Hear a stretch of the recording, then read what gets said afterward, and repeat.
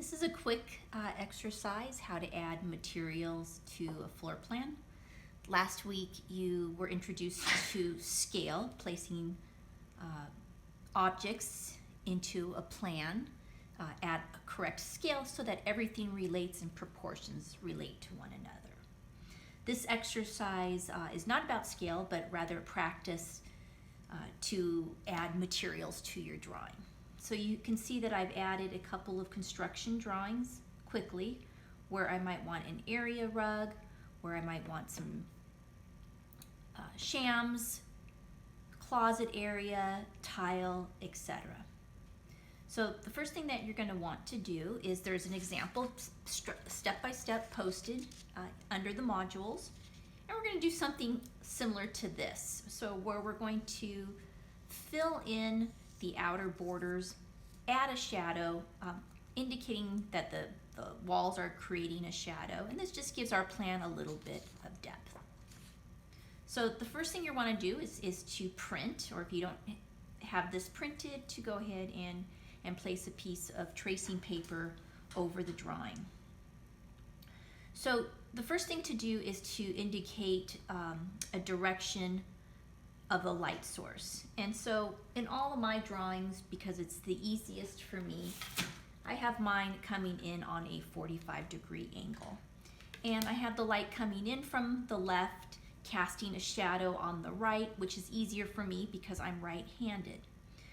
So some illustrators will change the direction of their light. For example, someone might say, okay, the light's coming through this window here, but maybe it's going to look different over on this side, and so maybe they'll bring the light in from other angles.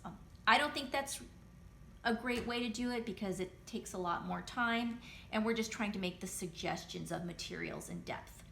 So for our class, INT 145, we're going to pick that light source at that 45-degree angle.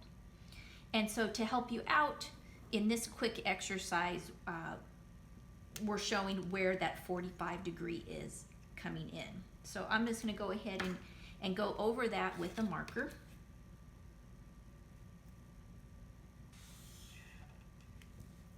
Again, I'm using,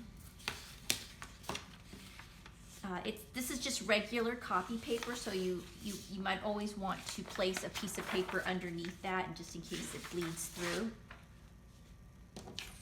So we don't want to ruin your furniture. And I place the straight edge in my palm, I bend my knuckles, I place that down, and I'm able to put a nice little shadow on the page. So I'm using the broad end of the gray marker. Where I want smaller shadows, I'll use the tip. So maybe like around the edge of a plant. There would be a shadow at the back.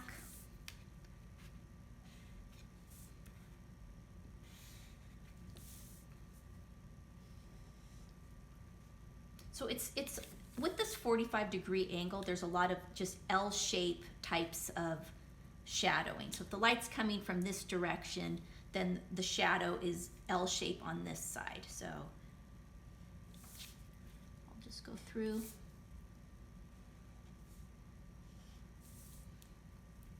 L-shape.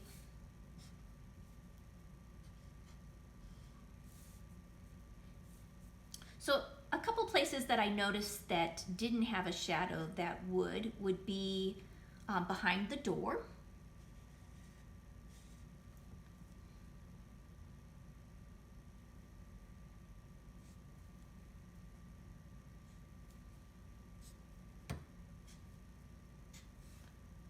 So the bed, furniture, the plant, behind the door, here. So on a chair, if the light source is coming from this direction and this is a back of the chair, then the back of the chair would actually cast a little shadow onto the seat of the chair.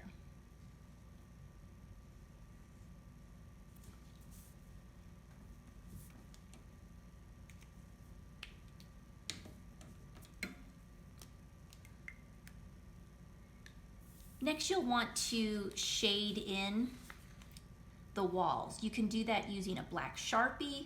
You can do that with hatching. If you're very exact and maybe you do have a horizontal bar, you can put in some nice straight lines all the way around, and there's some examples in the module of students who've done it that way. But for the sake of time, I'm just going to go ahead and do this little area, and I'm going to go ahead and hatch in the walls using my Sharpie Ultrafine.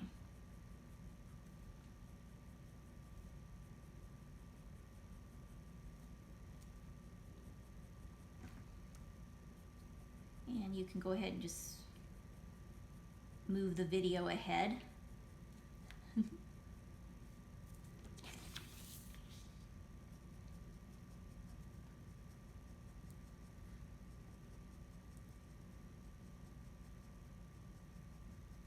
And I'm doing this very quickly for the sake of our limited time on our videos.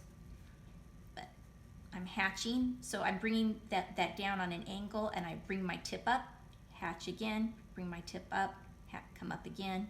So from the top down, lift your pen off the page, lift your pen off the page. So I'm just doing that very quickly.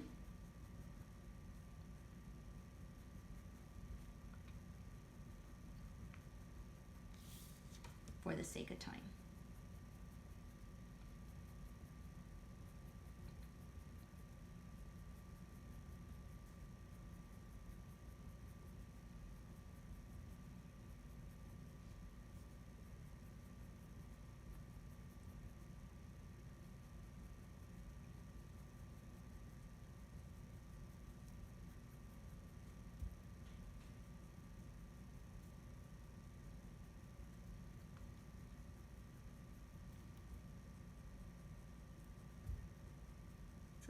That wasn't too bad.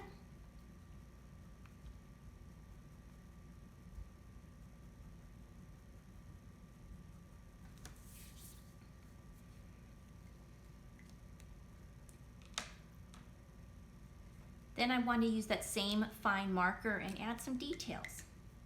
So this is a closet. So the first thing you do is you draw 2 double lines that represent looking down at a rod in a closet.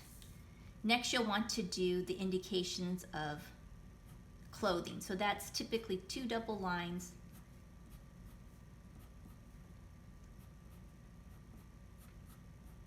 something like that. So that's indicating that there is some clothing hanging on your rod in the closet. So this reminds me a lot of my daughter's dorm. You'll want to put maybe, let's say, a lamp on either side of the nightstand. So great time to use a circle template.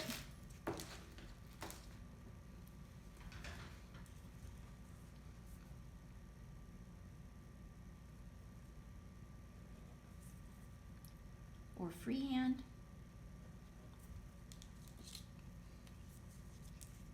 Maybe there's a task lamp.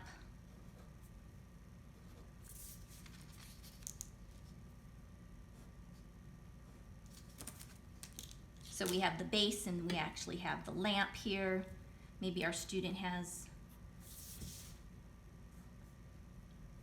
a tablet open or a book open.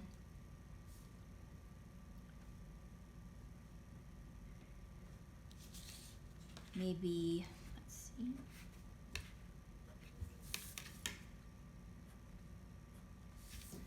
Remember, there's detailed instructions for you, step by step how to do all these drawings. We want to have this nice turn down, going over that with a pen. Do soft edges representing some pillows, lying flat there on the bed. Maybe there is a turn down at the foot of the bed. So you can draw in an area rug if you want. Probably what I'll do just for time is no area rug.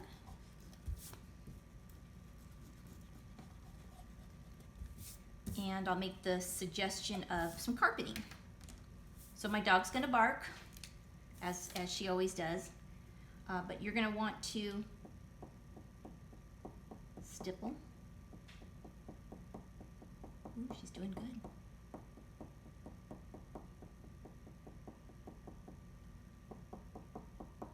Making the suggestion of some carpet. The carpet can go into the closet area.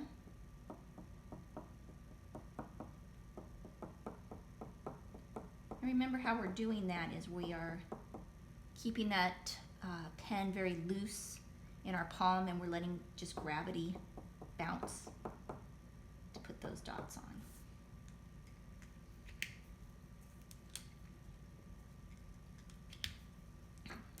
If you would like, you could add some graining. So you practiced wood graining last week, so that we know that this is a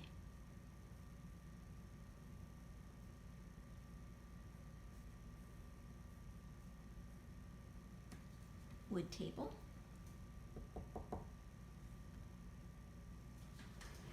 I'm going to go in and do single lines or double lines to make the indication of tile. Remember, as you're working with a straight edge, you want to pull away from the last area that you just added the ink to. So you don't want to be dragging your hand over wet ink. So I'm going to do the first row over here.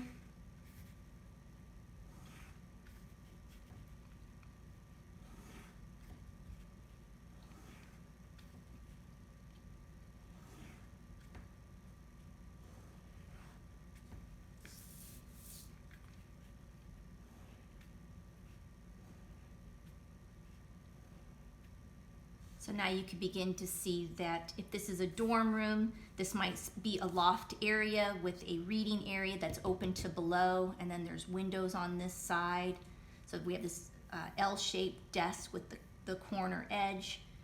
That's all on tile, and then moving into the softer areas of the carpet here. So again, I rotate my drawings rather than walk around a table.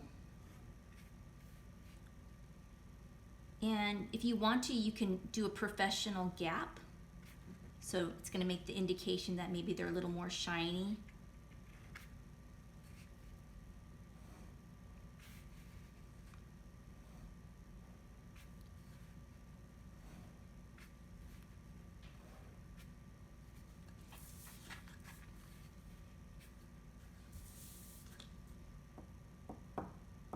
You can add a little bit of texture. Or you could just leave it straight. You can do double lines to indicate a different type of grout, and that's fine too. So once you're done, you're going to want to go through with the thicker pen and do your punch lines, do that outer edge. So again, once you've created all your details with a finer line, then this is when you go through and use your punch to really punch those out. So I'm not going to do this side for the sake of time. I'm just going to focus on this side, and so that you can watch me, the artist hand, working with some of the line weight. So, you know, before you're all done, is there anything else that you want to add a little something to? Maybe I want to show that this is coming up a bit.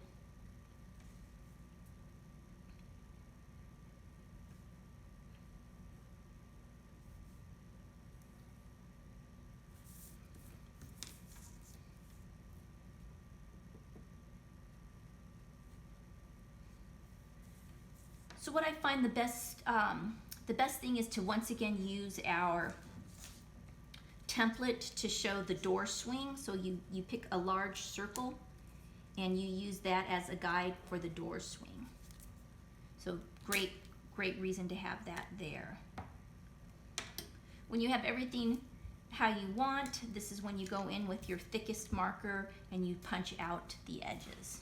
So moving, you know, from that to something a little more finished and defined.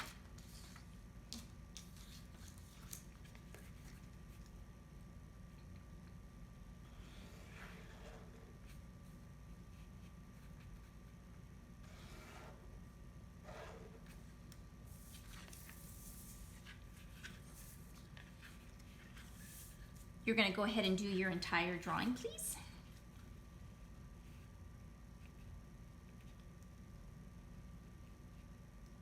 Hit, go, hit. You can cross over the edges.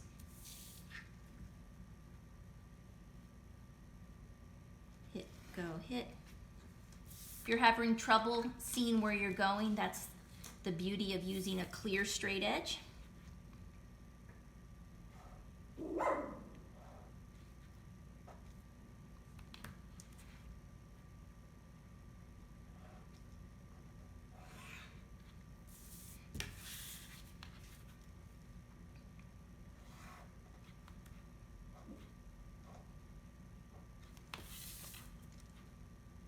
So the instructions are step by step.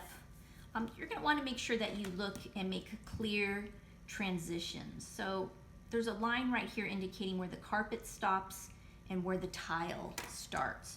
So it looks like I've missed a couple lines there. So you want to make sure that you're clear with that. Right, so we have this nice threshold of where the door break is halfway between the walls, and so then we have tile to carpet. And I'm going to do this quickly without a straight edge just for the sake of time, but depending on how neat you want to go.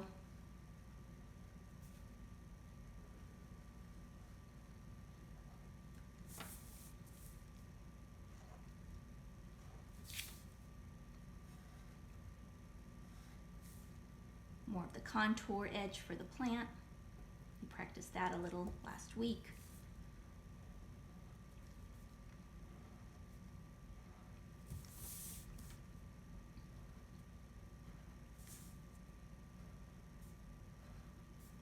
Clean up the edges of the mattress and bed.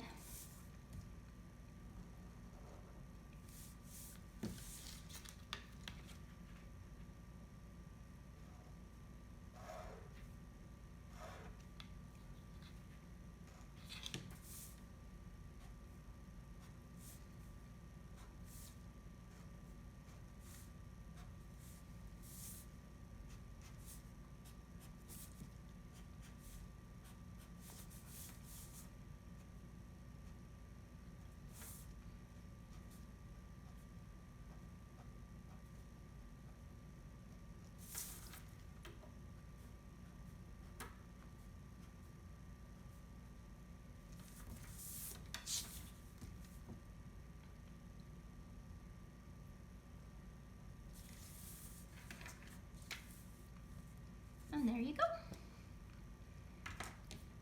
You can go in, this is still light, but you could go in and add a little more shadows.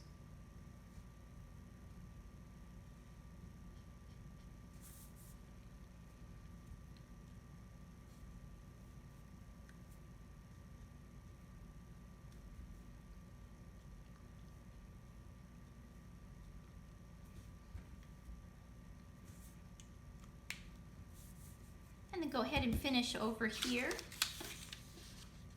practicing that on your own.